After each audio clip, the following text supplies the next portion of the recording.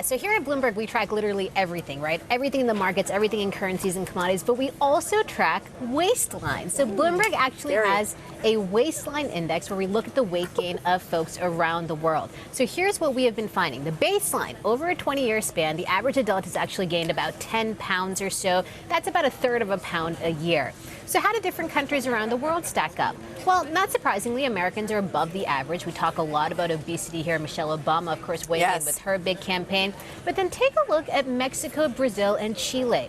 Also amongst the countries where weight gain is more than average. Actually, Brazil's not far behind. Yeah, and I mean, even if you look at a different measure like body mass index or BMI, very, very similar trends. Chile also showing up in the top 3, Egypt and the Dominican Republic. So these are the numbers, but as for the why behind the numbers, the rise of fast food, of course, has been pointed to as a major culprit. So we have these fascinating numbers in Mexico. If you take a look at the rise in fast food chains, so fast food chain growth, it is actually more than 13 times GDP in that country. Wow.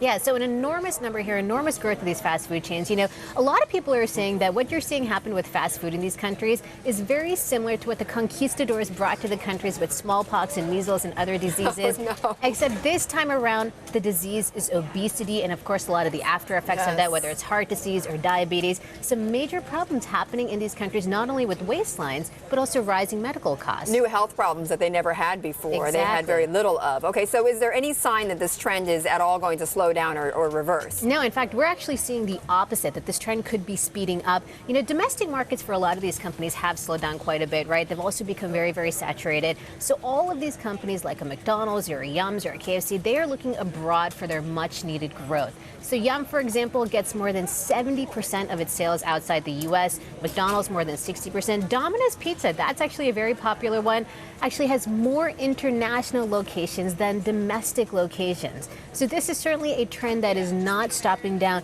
at all. You know, Latin America, Africa now is going to be a big focus for these companies. And here's the thing. All of these countries now facing the same issues that we're facing here in the U.S. All of these companies being forced to reduce their menus and things like that. So calorie counting. Exactly. A trend that's here to stay.